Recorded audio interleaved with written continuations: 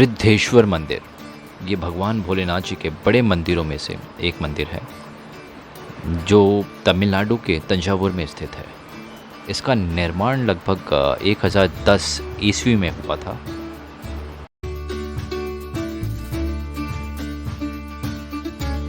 इस मंदिर में बहुत सारी खास बातें हैं जिनका उल्लेख इस शिलाखंड में मंदिर के प्रांगण में दिया हुआ है। आप मानचित्र में देख सकते हैं मुख्य रूप से 3 प्रवेश द्वार हैं इस मंदिर के। तीसरे प्रवेश द्वार के बाद मंदिर का प्रांगण आपको देखने को मिलेगा।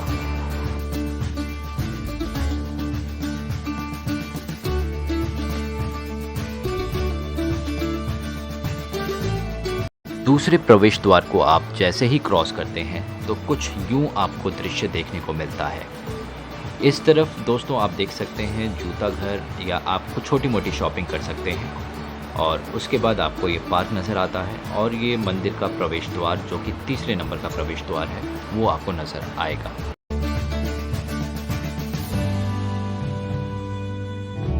ऐसे तो इस मंदिर में बहुत सारी खास बातें हैं। उनमें से एक बात खास ये है कि इसको ग्रेफाइट पत्थरों से बनाया गया है, और ग्रेफाइट पत्थर दोस्तों उनको काटने में, उनको तराशने में या उनको रूप देने में बहुत मुश्किल होती है।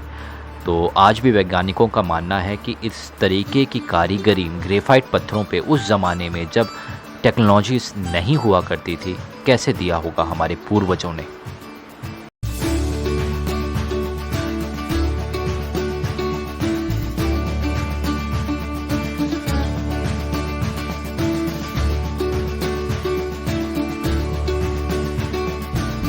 तीसरे नंबर के प्रवेश द्वार में जब आप एंटर करते हैं तो आपको कुछ यूं नज़र आता है मंदिर का प्रांगण, बहुत ही खूबसूरत और बहुत ही विशाल।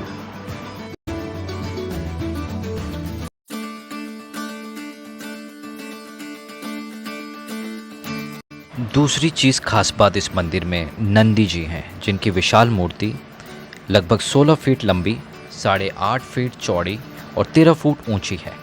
इनका वज़न लगभग 20 मैट्रिक टन यानी 20,000 किलो है।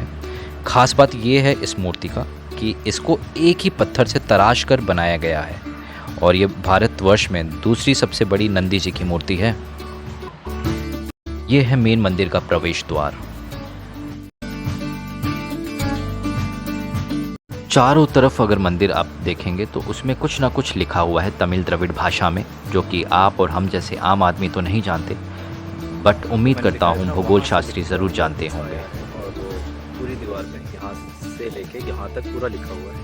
कुछ चीज़ आगे भी कंटिन्यू हुआ है, मेरे ख्याल से चारों तरफ होगा अपना इस मंदिर के।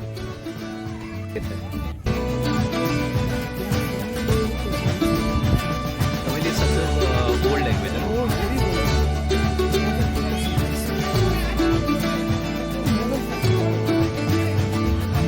मंदिर की दीवारों पर बनी शिल्पकारी या मूर्तियों में आप भगवान भोलेनाथ जी के अनेकों रूप, प्रारूप, मुद्राएं देख सकते हैं।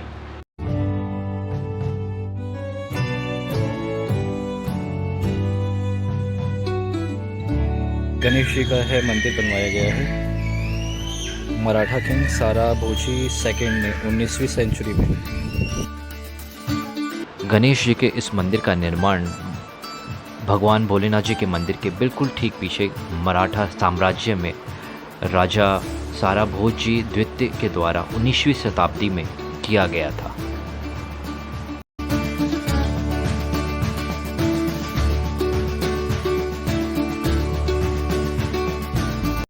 ये वाला मंदिर सबसे पहले बनाया गया चोल साम्राज्य के द्वारा, और ये मराठाओं के द्वारा बनाया गया, लेकिन दोनों के ना पत्थर अगर मैं देखूं तो सिमिलर ही है और कलर भी सिमिलर है।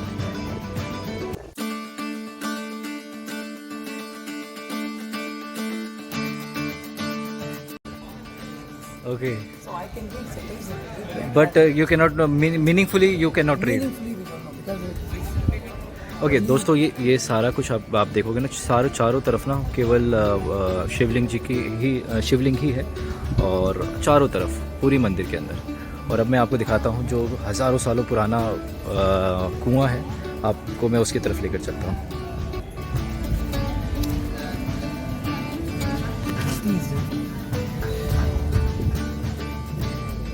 काफ़ी डीप है दोस्तों। हम लोग अपनी आदत से मजबूर है ना, पैसे छुड़ाएंगे, सब कुछ छुड़ाएंगे, बट ठीक है, गुड, बट गंदगी नहीं करना है दोस्तों। ये कुआं है काफ़ी पुराना, ये लकड़ी है काफ़ी पुरानी। This is also old. It is around 1000 और 1200 ईयर्स अगो ये लगाया था। ये अभी तक 1200 ईयर्स ओल्ड है लकड़ी का टुकड़ा। 1010. 1010। 1010. Because 1000, so it is around 1010 they constructed. Now 1021 is right. 1022. 22।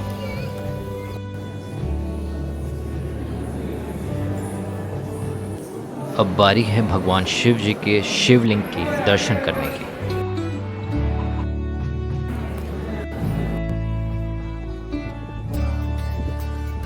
Okay, so you are sitting here, huh? This is not a front side, brother. This is back side of the Nandi. So you say na gate front side is I am sitting behind the Nandi. है आपका main gate, ये आपका main road है इस तरफ, and then this side this आप वही देख सकते हैं जैसे रेड फोर्ट के आगे खुदाई करके काफ़ी लंबा वो नाला से बना के रखते हैं ना, उसी तरीके से हर जगह ऐसा ही बनाया गया है। अब उस टाइम क्यों बनाते थे ऐसा मालूम नहीं। दोस्तों अब ये देखिए, अब शिवलिंग में उस टाइम पे भी दूध या पानी चढ़ाया जाता होगा ना, तो उसके आने के लिए देखो पानी की कोई वेस्टेज नहीं की गई है, और किस तरीके से इन लोगों ने इसको डिज़ाइन किया हुआ है। अंदर से पानी आएगा शिव जी के वहाँ से चढ़ता हुआ और इधर कुंड में जमा होता रहेगा। दोस्तों इस गुंबद को ध्यान से देखें जो इस मंदिर के शिखर पर रखा हुआ है।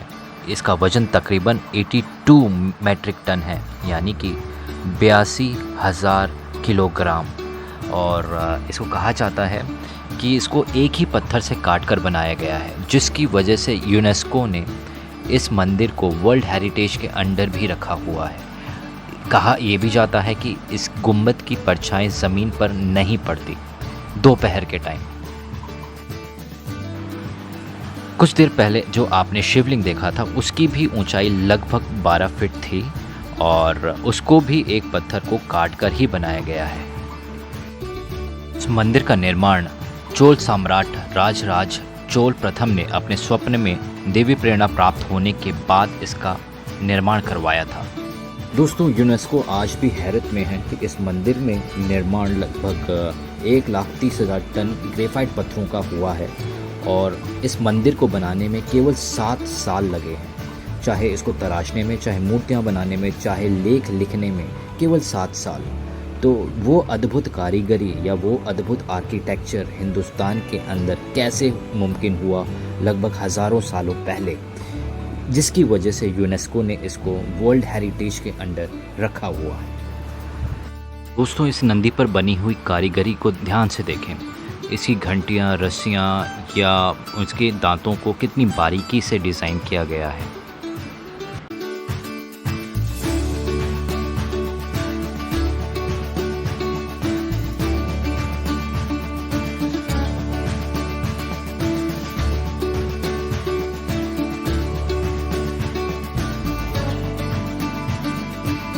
जैसा कि मैंने आप लोगों को पहले बताया था कि इस मंदिर का निर्माण केवल 7 वर्षों में हुआ था, और इस मंदिर की ऊंचाई लगभग 66 मीटर है, जो कि उस ज़माने में बने हुए जितने भी हिस्टोरिकल प्लेसेस हैं उसमें सबसे ऊंचा इस मंदिर का ही कद है।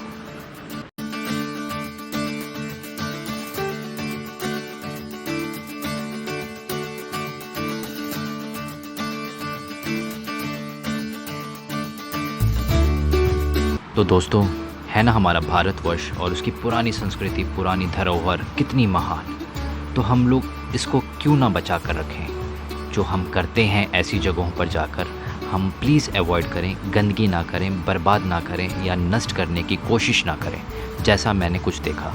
आइए आपको भी दिखाता हूँ। लोगों ने क्या क्या क्या कर दिया, अपने नाम खोद दिए हैं। इस पे लिखा गया है loves me loves you, like पता नहीं क्या क्या नाम लिखे हैं। मतलब हम लोगों ने अपनी चीज़ों को ख़राब ही कर दिया है। Because it's not allowed to do the painting or Yes. any other Okay. visitors. हम कहीं जाते हैं, किसी चीज़ को घूमने के लिए जाते हैं, अपनी धरोहर को देखने के लिए जाते हैं, तो दोस्तों इस तरीके के काम तो मत कीजिए जो आप लोग कर रहे हैं। यहाँ देखिए किसी का नाम किसी ने लिखा है RKV, क्या है ये, किस तरीके से आप लोग कर रहे हैं। कहीं जाएं तो किसी चीज़ को ख़राब ना करें। अगर आप कोई चीज़ बना नहीं सकते तो किसी चीज़ को ख़राब करने का भी आपको हक नहीं होना चाहिए, नहीं है यार। उम्मीद करता हूँ आपने ज़रूर भगवान शिव जी के दर्शन किए होंगे और ये वो सब चीज़ें देखी होंगी जो मैंने दिखाने की कोशिश की है। चलिए प्रण लेते हैं कि हम किसी भी हिस्टोरिकल प्लेसेस में जाएंगे या फिर कहीं घूमने भी जाते हैं, वहाँ गंदगी और किसी भी चीज़ को नष्ट नहीं करेंगे। उम्मीद करता हूँ आपको ये वीडियो पसंद आएगी। आप दूसरों तक ज़रूर शेयर करें, लाइक करें और सब्सक्राइब करना ना भूलें। धन्यवाद।